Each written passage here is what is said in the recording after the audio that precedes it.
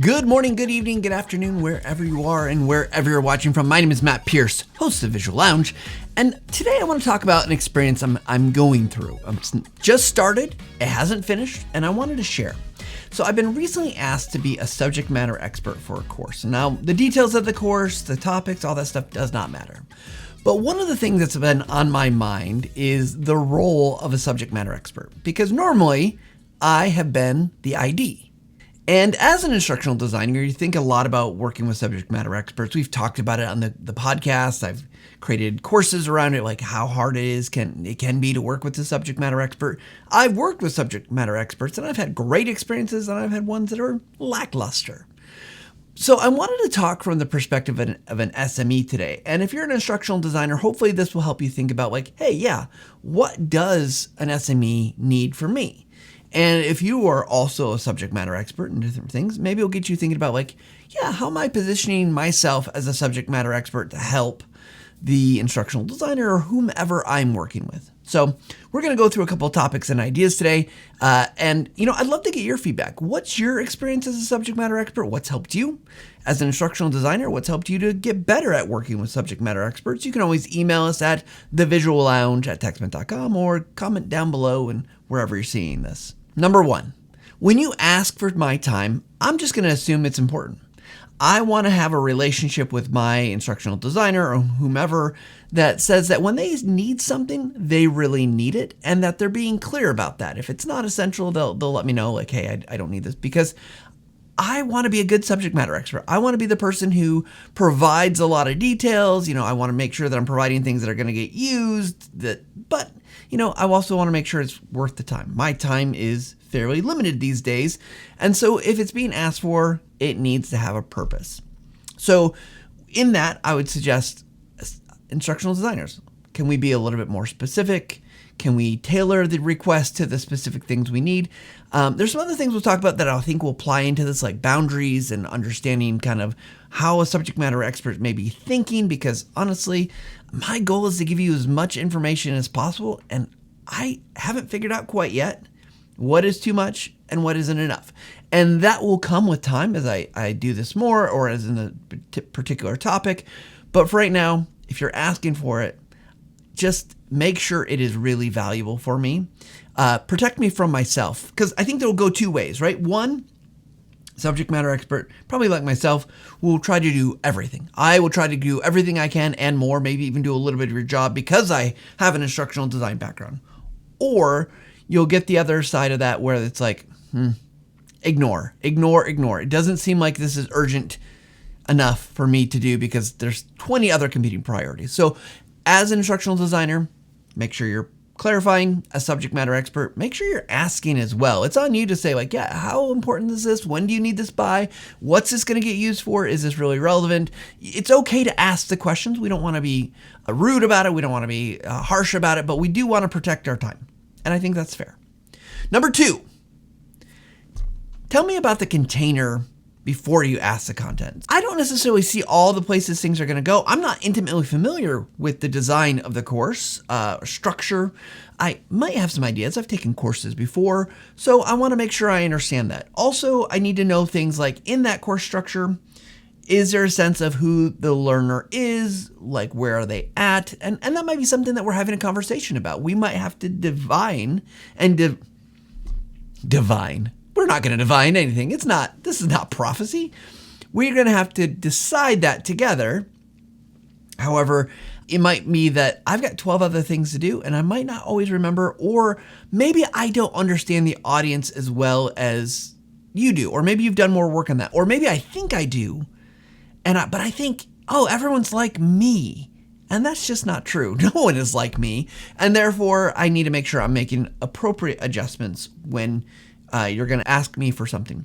There might be also instructional constraints, because I might go on this idea what if we could do blah, blah, blah, blah, blah, blah, blah, blah, all this cool stuff. And fireworks, pyrotechnics. And you're like, no, instructionally, we have these constraints. These are things that we need to do. We have a certain quality level. We have a certain kind of process that has to go through. There's certain things that we don't want to invite our learners to do or be involved in because we know it's not effective, or maybe we can't even begin to measure So you want to make sure you help me as a subject matter expert understand those things. The other thing is there might be other boundaries that need to come up, things that you don't need from me in that course, things that you might consider irrelevant, or you're like, I need this core information, I don't need the tips. Because maybe there's things that I've learned, the heuristics over time, that I want to share because this is valuable information. I've spent years to learn. And then all of a sudden you're like, no, we're foundational here, or we're at this level. Those things, while may be helpful, not part of the course as itself. Maybe it's an add-on, maybe it's part of on-the-job training, or maybe it's something else, but it doesn't belong. So we want, as subject matter experts, put up good guardrails for us. We want to be successful, but what we need is those boundaries, and we need to know what is this funneling into in shape and form so that we can do that better. Number 3, if you've been a subject matter expert for a long time, it is possible that you are very deep into the work. That's why you're a subject matter expert. You've learned over time the things that you need to know and understand to be successful in a role.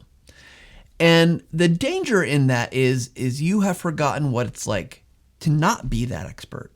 There are things that are intuitive now or just naturally acting that you do that a new person or someone coming in to learn this may not ever know unless you tell them. But you've paid the price to get there. So what I do need as a subject matter expert is that you help me narrow in and focus on those things. Help me remember those things. Help me remember what it's like to be brand new in this role or just approaching this content without maybe the depth of experience of 20 years.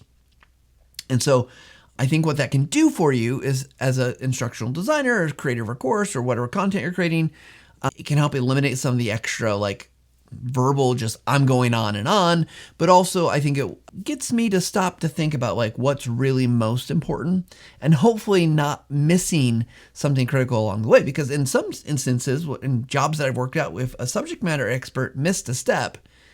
It wasn't just oh no, you missed a step. Oh well, we'll catch it later. It was that whole process falls apart.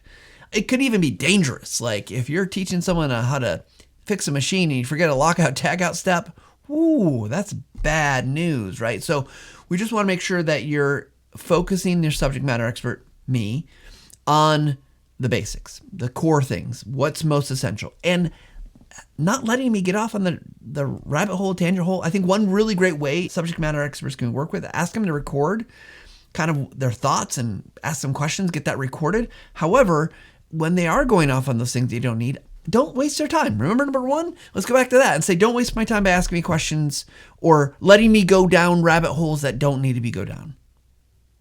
That's it. That's number 3.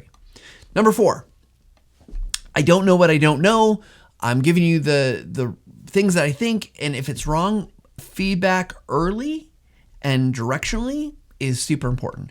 Accuracy, good. I'm guessing you're relying on me for accuracy, but let me as a subject matter expert know if hey, this isn't exactly what we're looking for. We're looking for more of this or that. Or, hey, that's really good and really detailed. What would that look like at a 10,000 foot level versus a 100 foot level? And so I think it's okay to correct. It's okay to ask someone to maybe explain or go further. I think it's okay to say, hey, that's really great information. This is too advanced. Or, hey, that's really great information. It feels like that might go later. Or, you know what? That's a great story. I appreciate you sharing that with me, and I see how it ties together, but I don't know that that's going to make the course because of X, Y, and Z. Right? I think you have to be bold in that. You have to build a relationship with your SME. And no one likes to be told that's not going to be worth anything. Why are you saying that? So be mindful of what you do and giving that feedback. But as a subject matter expert, I don't know what I don't know. And your job is there to help me to give you the best content that you can use. And now sometimes there is a time when you're like, yep, spill it all and we will sort through it, get rid of the chaff as we go.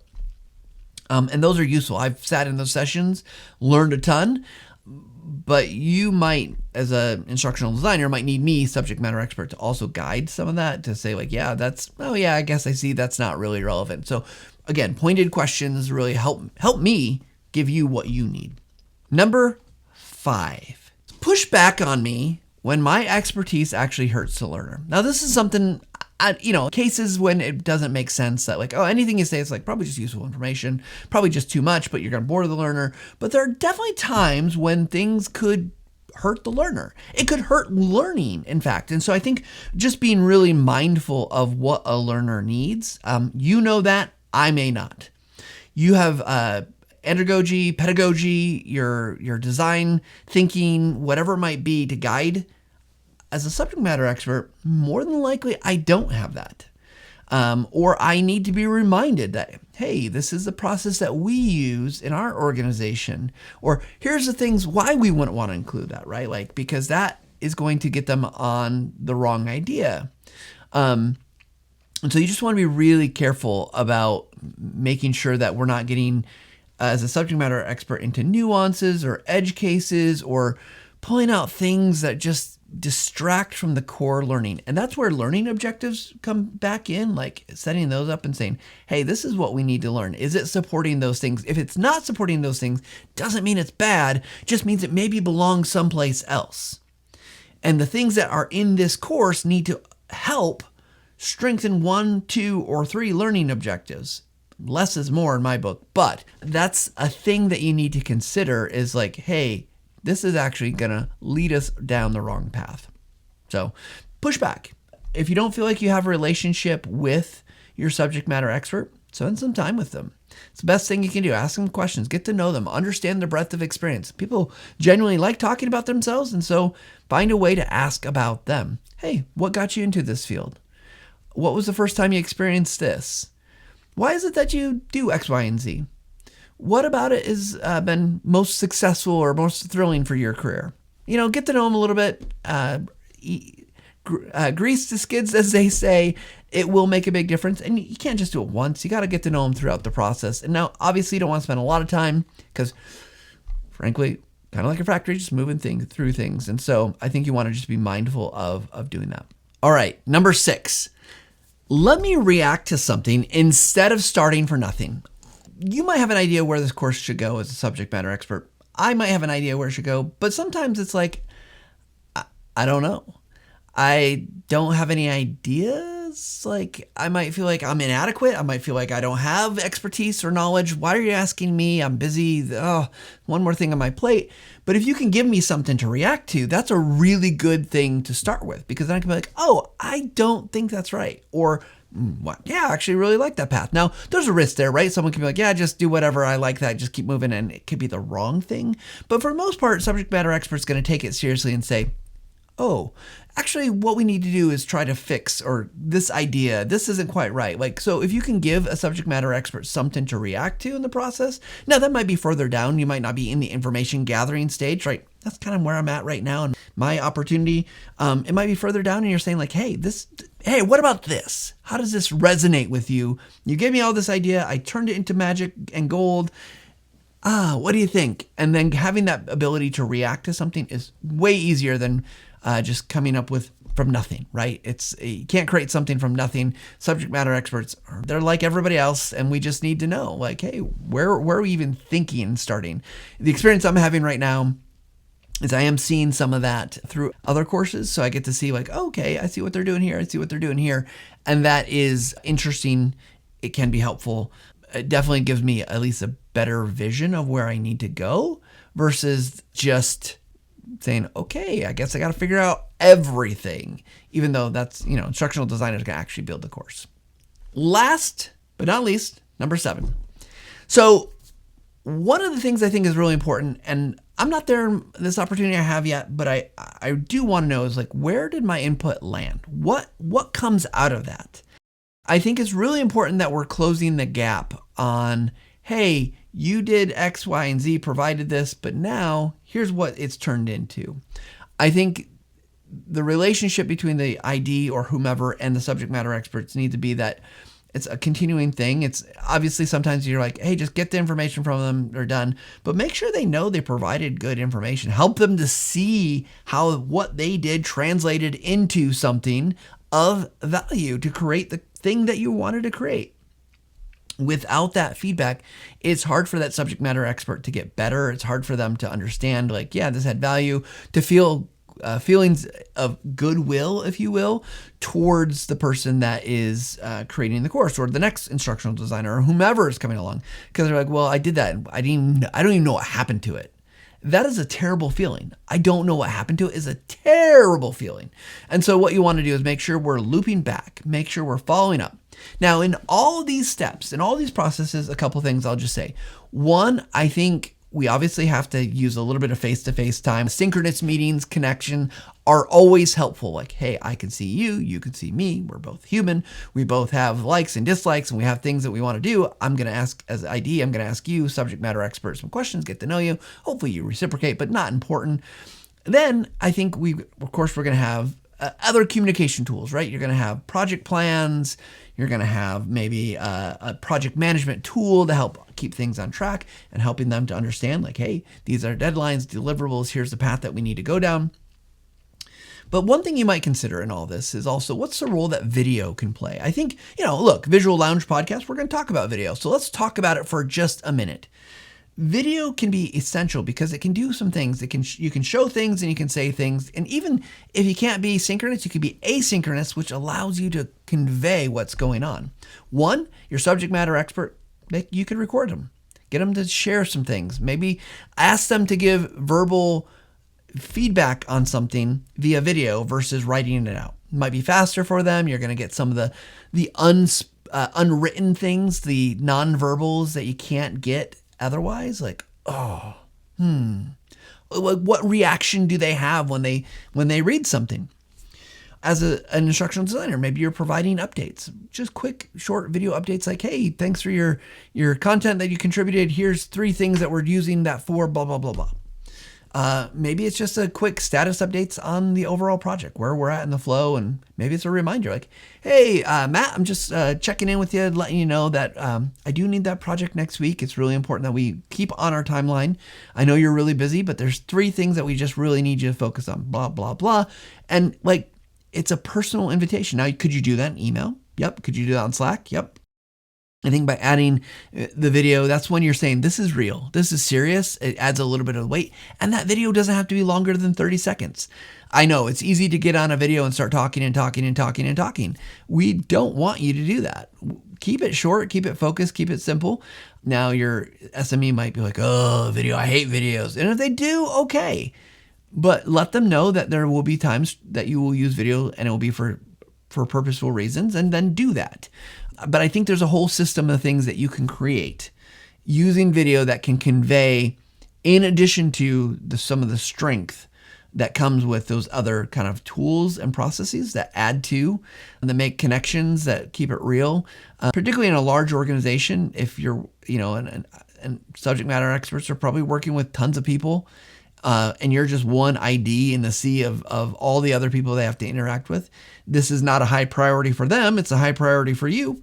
That video can just help you stand out a little bit. So, well, hopefully this has been helpful. I'm excited to go through this process as a subject matter expert myself, to be contributing information, to be figuring out how to help some eventual learners to grow and develop their skills and understanding, and to be partnered with an instructional designer that's not me, to see how they work and think through this process. I'm very excited, and hopefully we'll do a follow-up episode later this year to talk about that process, maybe invite the instructional designers on. We can go through the workflows or whatever. But just with that said, I think with any project you're working on, just keep in mind, we're people, we're human.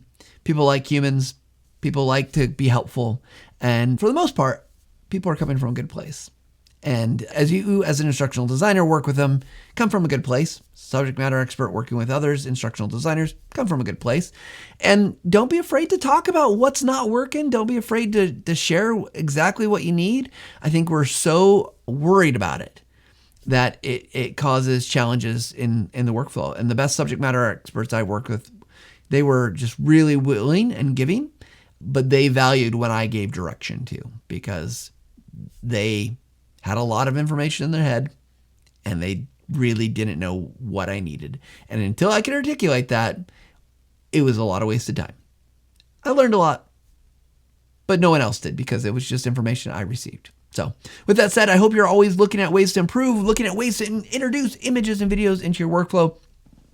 Just as we wrap up, I will say, if you have not checked out the Camtasia suite of products, Snagit is now included with the Essentials plan on Up, which is so freaking cool that you get Snagit and Camtasia together when you buy an individual license. You also can get the Pro plan that includes so many cool tools, Audiate and Camtasia and Snagit and Screencast and the asset library. And you get Camtasia Online as part of the whole package. It's already free. So if you're not using any of them, go try that out. Camtasia.com. It's so fantastic, and it really can make your life as an instructional designer, as a subject matter expert, whatever role you're working in, much easier as you work through this product. So check them out. I'd love to have you download them, try them for free. A lot of them you can just use for free. Some of them do have limited trial times, but it's a way to level up, right? Get some skills, build some more videos, work with your subject matter experts better. It's all going to be great. With that said, whatever you're doing, however you're looking at your kind of role, career opportunities, I hope you're taking time to level up every single day. Thanks.